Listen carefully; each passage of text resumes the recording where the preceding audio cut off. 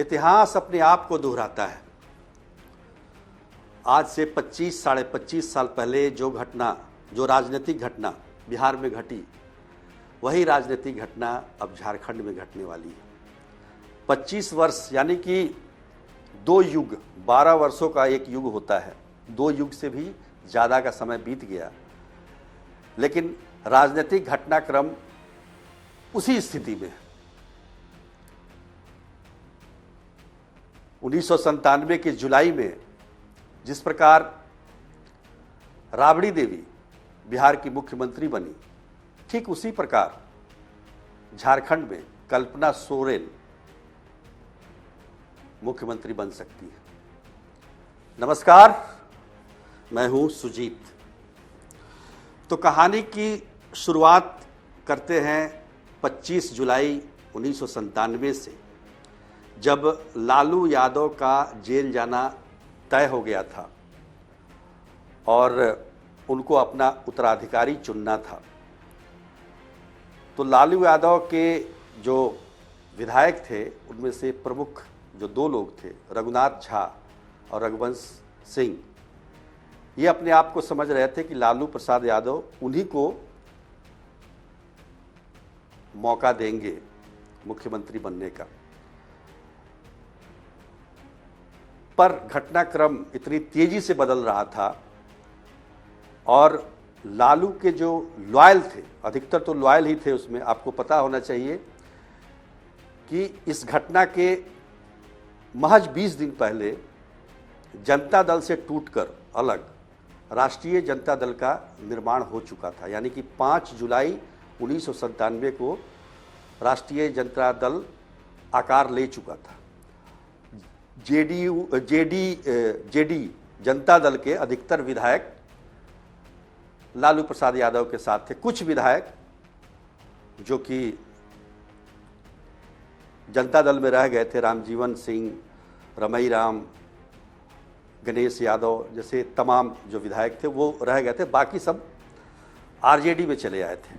तो ये पूरे लालू के लॉयलों का कुनबा था, विधायकों का।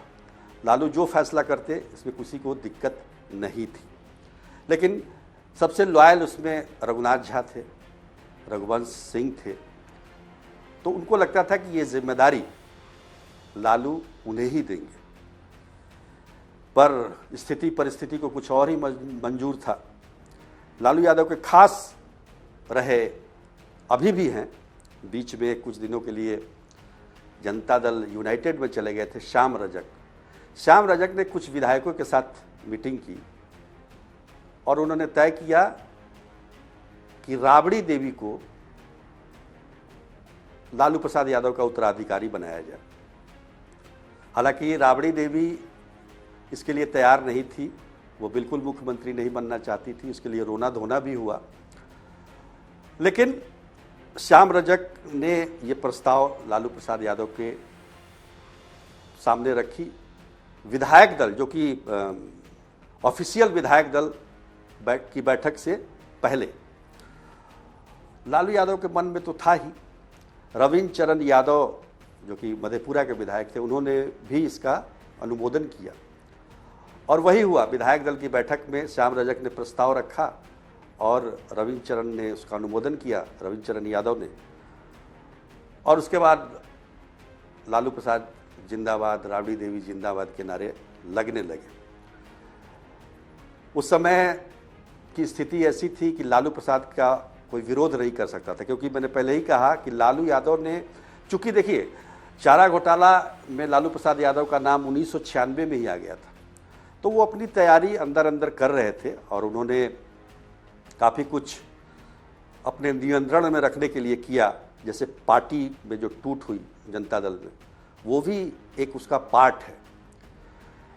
और जो लोग आरजेडी में आए थे राष्ट्रीय जनता दल में, वो खास उनके अपने थे। वो जो भी फैसला लेते उसमें कोई कहीं से कोई आवाज़ उठने का सवाल ही नहीं पैदा होता था। तो ये फैसला हुआ। कहने का मतलब ये है कि लालू की पकड़ इतनी ज़बरदस्त तरीके से अपनी पार्टी पर थी, स्थितियों पर पूरा उनका नियंत्रण था देखिए, राबड़ी देवी कोई चोरी छिपे नहीं बनी मुख्यमंत्री, सार्वजनिक तौर पर घोषणा की गई और ये एक सार्वजनिक फैसला था, इसमें सार्वजनिक संदेश भी था। शंकरशन ठाकुर अपने किताब में लिखते हैं बिहारी ब्रदर्स में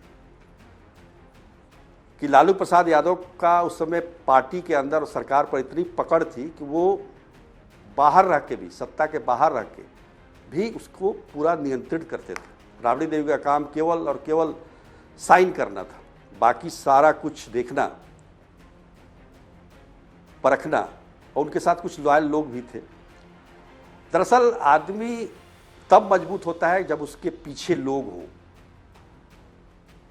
जन, जो कहते हैं ना कि जन समर्थन, तो लालू यादव के पीछे जन समर्थन उस समय ज़बरदस्त था। और जन समर्थन जितना होगा, राजनेता उतना ही मजबूत होगा, कोई इसके खिलाफ आवाज़ नहीं उठा सकता है। तो उस समय कहा जाता है कि राबड़ी देवी को मनाने में काफ़ी मुश्किलें हुई, काफ़ी मुश्किल से वो राजभवन भी पहुंची और वहाँ उनका शपथ ग्रहण का समारोह हुआ। अब एक किचन से सीधे कैबिनेट में की मुखिया बनने वाली राबड़ी देवी के लिए जो शपथ लेते समय जो पढ़ना था, उसमें भी काफ़ी मुश्किलें हुई।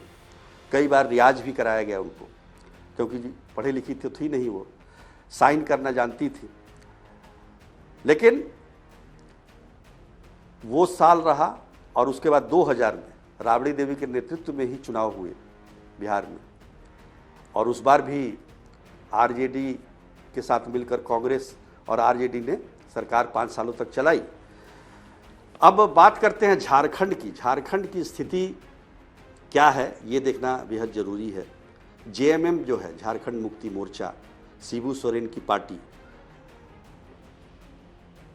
आदिवासियों के अधिकार के लिए लड़ने वाली पार्टी, और उसमें ऐसी परिस्थिति बन रही है कि माफ़ कीजिएगा, हेमंत सोरेन को जेल जानी पड़ सकती है।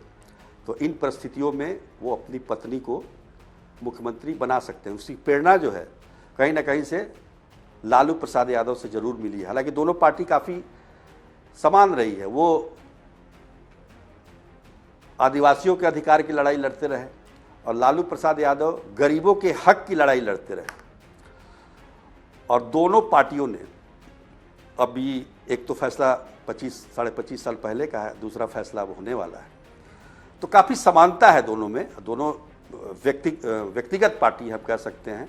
ये लालू यादव की पार्टी है, वो शिबू सोरेन की पार्टी है। शिबू सोरेन अभी भी जिंदा है, भले ही अब वो वाली परिस्थिति नहीं रही, लेकिन उनकी उम्र भी काफ़ी हो गई है। हेमंत सोरेन में वो बात है कि नहीं, वो देखना होगा जो लालू यादव में था। लालू यादव की जो पकड़ थी प्रशासन पर, शासन पर, पार्टी पर, संगठन पर, उतनी पकड़ हेमंत सोरेन की है कि नहीं।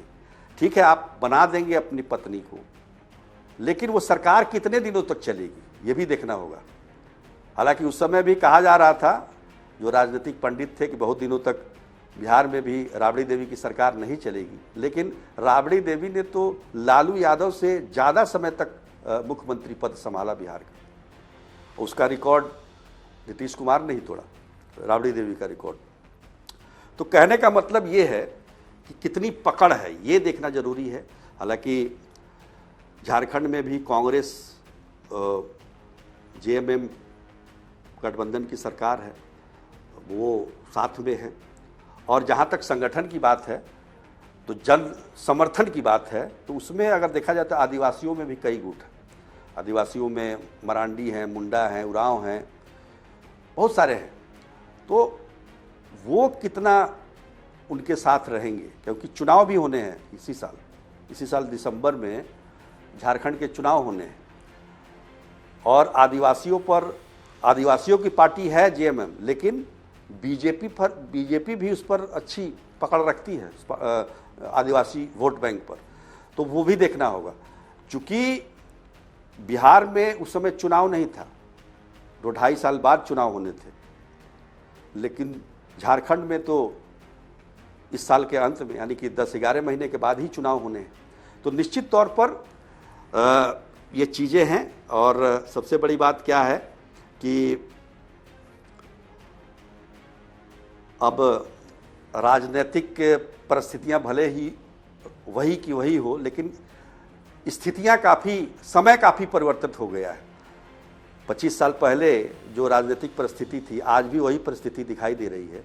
लेकिन इस बीच गंगा में पानी बहुत कुछ बह चुका है, सोशल मीडिया का ज़माना है, बहुत सारे फैक्टर हैं, इन सब पर भी ध्यान देने की ज़रूरत है, क्योंकि उस समय बहुत सारी चीज़ें छिप जाती थी। 25 साल पहले उस समय मोबाइल तक इतने उपलब्ध नहीं थे।